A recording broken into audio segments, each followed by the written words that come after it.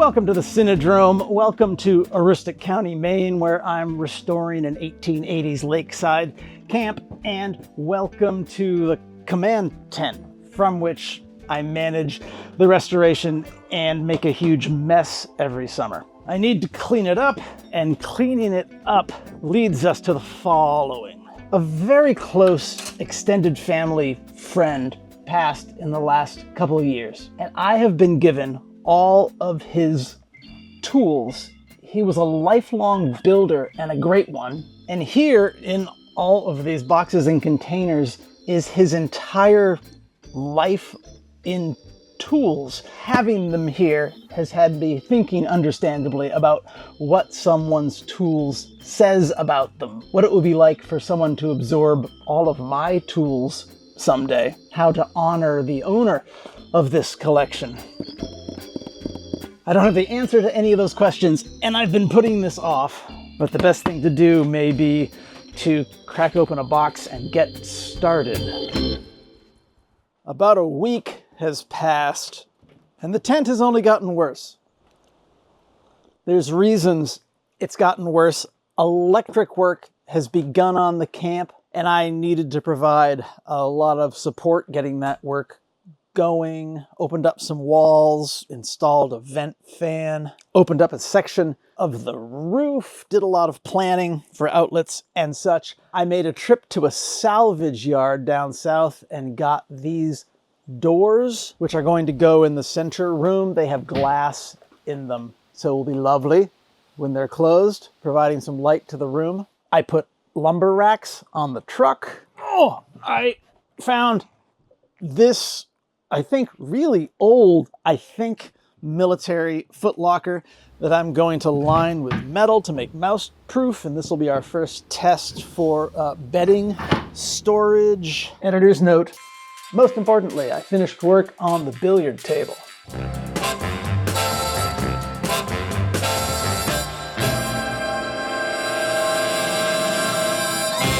I very much want to start this tool absorption project, but can't really do that until I've dealt with my tools.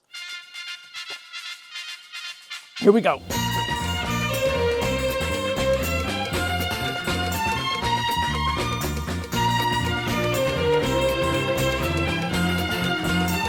Okay, the command tent is officially full. What now? We open a box. Toolboxes are heavy. Toolbox, that's, yeah. It's officially odd to be digging into someone else's tool collection. Butane torch with all its accessories neatly organized into its kit. Drill bit gauge. I'm immediately coming upon carefully curated, customized, categorized, personal tool strategies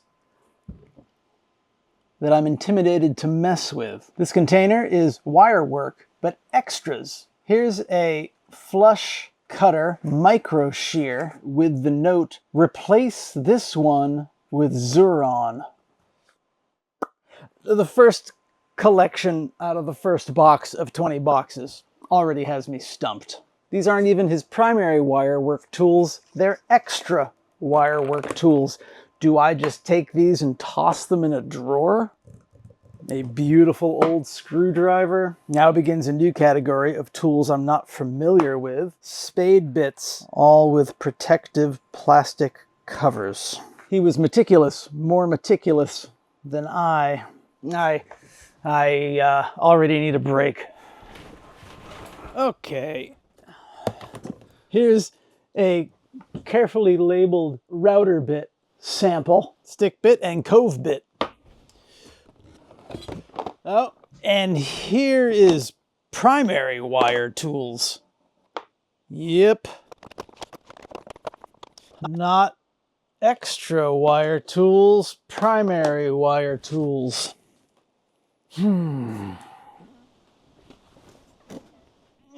Maybe another break, like a snack or something. About 24 hours have passed, and I have what I think is the beginning of a plan.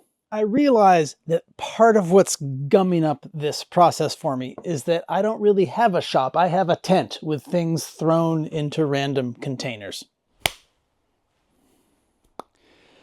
And what something like this collection of wire tools needs is a tool cabinet with drawers. I would be thrilled to have a collection of wire cutting tools in a drawer labeled that I can access. I don't have that. So until I have that kind of shop up and running, some of these things I'm going to leave in boxes. Things like a nice old screwdriver, which I have screwdrivers in a toolbox to my right, I'm going to incorporate, but I'm going to mark them so that I know where they came from.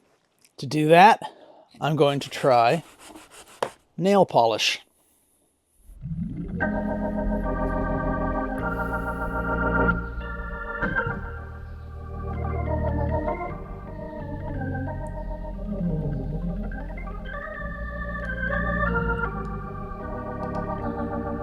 Beautiful day here at the lake. And now we come to the crux of this matter. I'm not merely interested in hoarding more tools. Nice to have them, but not the point. What I'm principally interested in here is what someone's tools say about them. What you can learn about someone from the things they have surrounded themselves with. Trying to figure out what on earth I'm doing here, I tossed some of these ideas around with my buddy Adam Savage. He says, I have always worked from the idea that every shop is an externalization of a philosophy on how to work, and even what work is. And I can buy that for $1. I would merely extend it to suggest that a person's shop is an externalization of their personality, their history, their behaviors. The tools at someone's hands strikes me as representational of that person as their haircut and the color of their eyes.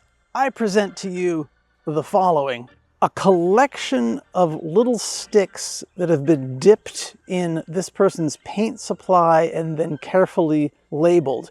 That tells me a lot about this individual, and this sort of thing I want to save in a different way. My plan is to build a portrait of this person through a collection of representative objects I find in this collection. And that portrait I build can live in my shop. And I think it'll go a little something like this.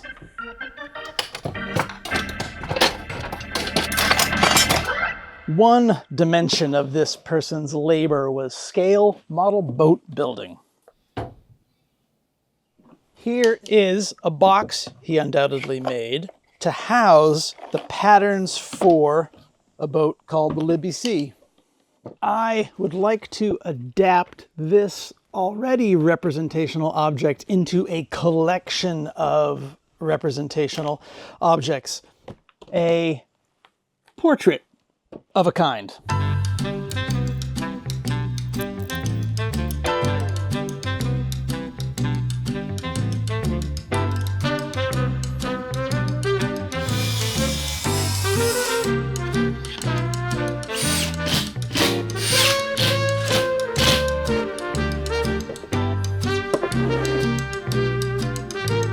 You know, I'd been imagining this as a horizontal thing, but a portrait would more traditionally be vertical.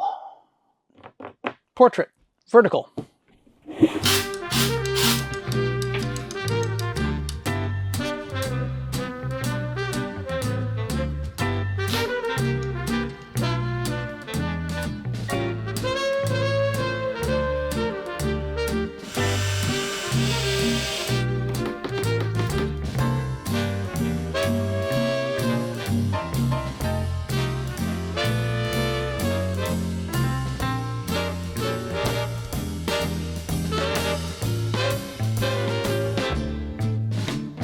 Box number 2 is bins of scale modeling supplies, an elaborately labeled sanding jig I don't even understand. That goes into the portrait pile. A carefully drafted design with a question written in pencil and an answer written in pen, fastened from top with number 440 SS screws, countersink. As far as our portrait goes, I admittedly included this shear pin case just because it's beautiful, and behold the happenstance color match between my yellows. Then I thought I would open it, and now I realize, well, if I need shear pins, I can access them, which led me to this just prize winner. And it occurs to me I can incorporate this and then still use these things when this is hung in the shop.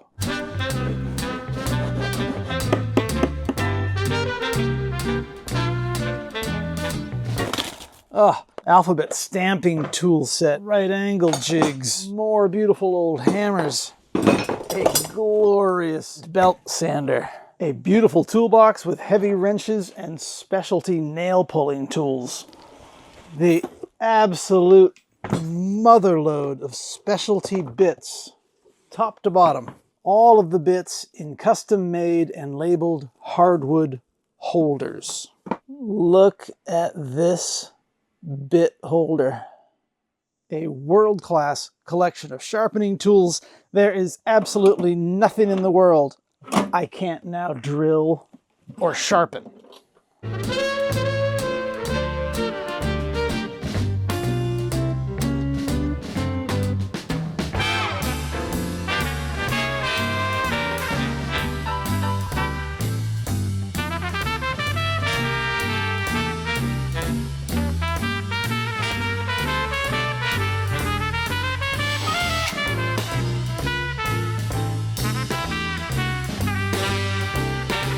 I have chewed my way through everything, and there's far too many fabulous things for this story to absorb, including these boxes of basswood. Basswood always reminds me of the ILM model shop. Things like car body bucks were always sculpted out of basswood. Ira Keeler. Things I haven't tucked away yet. The requisite supply of things in Altoid tins. Some sort of table saw sled that I'll need to figure out. A collection of tool catalogs with check marks next to every item he had collected. A wonderful hammer rack, which is great because I now have 1,000 hammers. This terrific thing. And this box, oval box forms kit. No idea. Fond of this very 1970s toolbox, filled with staples. And this has become a composition exercise at this point. I have stuff. I have space to put stuff in.